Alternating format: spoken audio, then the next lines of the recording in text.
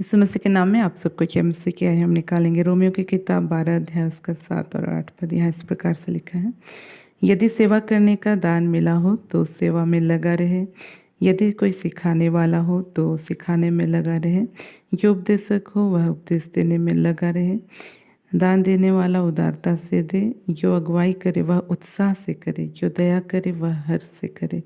यहाँ देखते हैं प्रिय परमेश्वर का वचन कहता है कि जो सेवा करने वाला जो है सेवा करने में लगा रहे, और जो सिखाने वाला है वो सिखाने में लगा रहे, उपदेश देने वाला उपदेश देने में लगा रहे। तो कहने का मतलब कि आज जो भी प्रभु ने हमें सौंपा है, जो भी काम हमें दिया है, उसको करने में हमें जो है लगे रहना है।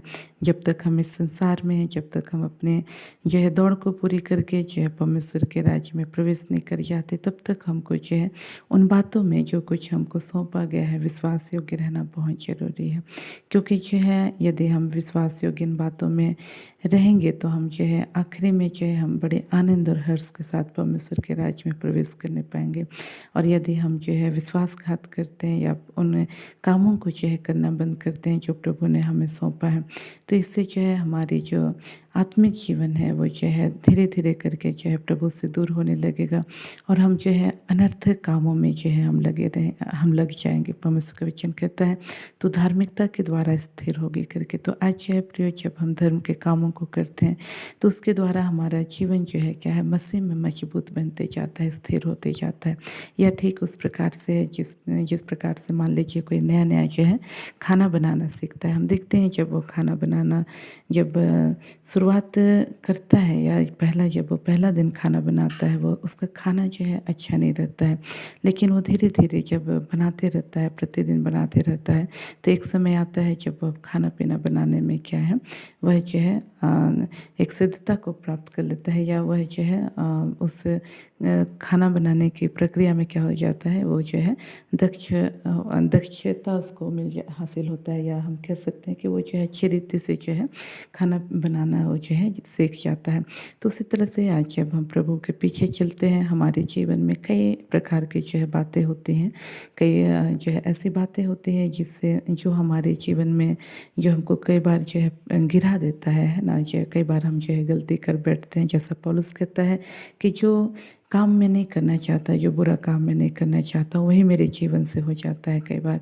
और जो है कई जो है जो भले काम मैं करना चाहता हूँ मुझसे जो है नहीं बन पड़ता है करके कहता है।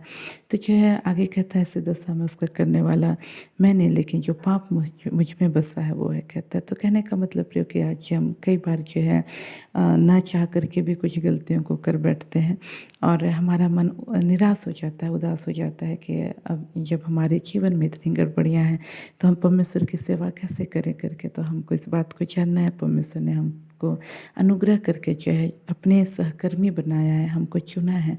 हम देखते हैं मूसा के जीवन में भी जो है दुर्बलताएं थे, फिर भी परमेश्वर ने उसको जो है मिस्र के गुलामी से जो इस्राएली लोग थे उनको बाहर निकालने के लिए उसको अपना सहकर्मी बनाया। तो उसी तरह से आज हो सकता है हमें कई ऐसी कमजोरियां होंगी, लेकिन फिर भी कोई बात नहीं, हमको जो है उनको जानबूझ करके अपने जीवन से करना नहीं। और जब कभी गलतियां हो जाती हैं तो हमको क्षमा मांग करके बीती बातों को भूल करके आगे बढ़ना है।